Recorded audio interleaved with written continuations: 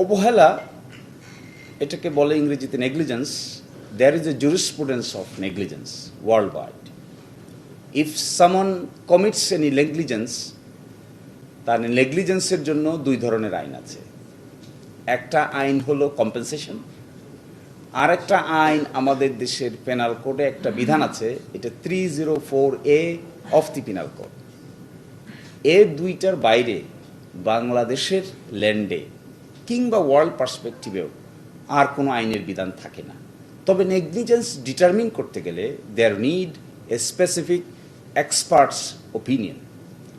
যেমন একজন সাংবাদিক তার ডিউটিতে নেগলিজেন্স করেছেন কিনা এটা স্পেসিফিক্যালি আরেকজন সাংবাদিকের পক্ষে বোঝা যত সহজ, আমার মতো লেমেনের পক্ষে বোঝাটা এত সহজ হবে না।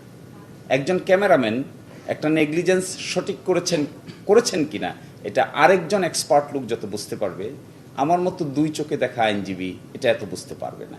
ফলে এখানকার নেগলিজেন্স সুনির্দিষ্টভাবে আইডেন্টিফাই করতে গেলে there need an expert opinion, not layman opinion দিয়ে নেগলিজেন্স বোঝা যাবে না। কেন বলছি আমি কথাটা দেখুন। স্বাস্থ্য মন্ত্রণালয় বলেছেন তারা যে এটার পিছনে কারণ হলো বাতাসে অক্সিজেনের পরিমাণ কমে যাওয়া এবং কার্বন ডাই অক্সাইডের পরিমাণ বেড়ে যাওয়া।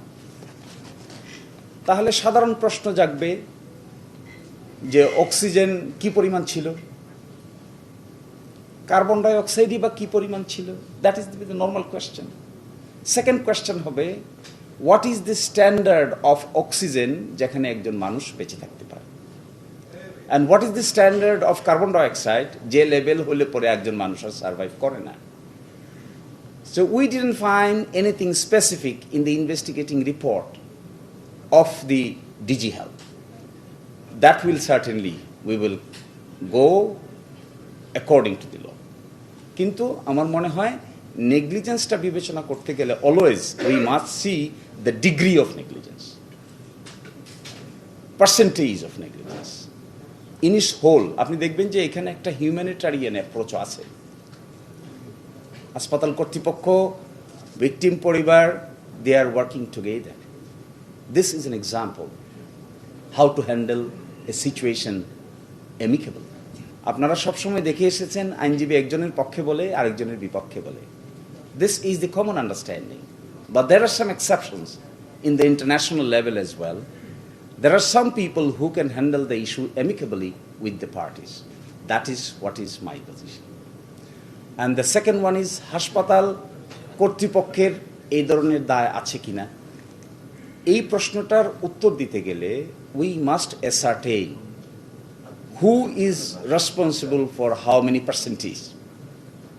As of today, আমাদের স্বাস্থ্য মন্ত্রণালয় এরকমের কোনো ফাইন্ডিং দিতে পারেনি।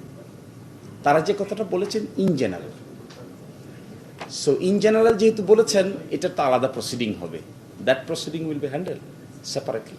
আমাদের দেশে স্বাস্থ্য ব্যবস্থাকে আপনাকে কম্প্রিহেন্সিভলি দেখতে হবে। কোনো পার্টিকুলার বিষয়কে পার্টিকুলারলি হ্যান্ডেল করলে you can have no solution.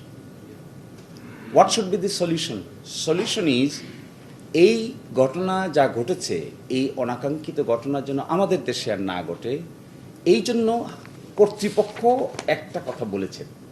সেটা কি বলেছেন দেখেন, তদন্ত কমিটি মনে করে ভবিষ্যতে বেসরকারি হাসপাতালের নতুন লাইসেন্স প্রদানের ক্ষেত্রে সংশ্লিষ্ট হাসপাতাল পরিচালনায় ব্যবহৃত ভবন পরিদর্শনপূর্বক পরিবেশ অধিদপ্তরের পূর্বানুমতি গ্রহণ বাধ্যতামূলক হিসেবে শর্ত আরোপ করা প্রয়োজন। এটি কর্তৃপক্ষ বলছেন, ডিসিপ্লিন আনার জন্য বলছেন। Definitely health service must be sophisticated, definitely health service must be acceptable. এতে কারোই কোনো আপত্তি নাই, আপনারও নাই, আমারও নাই, কারোই নাই, কোনো পক্ষেরই নাই। কিন্তু আমাদেরকে এটাও নজরে রাখা উচিত বলে আমি মনে করি, সেটা হলো আপনি একটা জিনিসকে পানিশমেন্ট দিবেন according with law, then punishment দেন। কিন্তু অ্যাট দ্য সেম টাইম আপনাকে এটাও খেয়াল রাখতে হবে, একটা পানিশমেন্ট ইম্পোজ করতে গিয়ে you should not lakh lakh লোকের ক্ষতি করাটাও ঠিক হবে না। So something in between, always you think something in between. এবং এটা আমি তো আপনাদেরকে দেখালাম, 10 লক্ষ লোক যে ফ্রি চিকিৎসা পাচ্ছে এটা কি দেশের জন্য উপকার না? নিশ্চয়ই।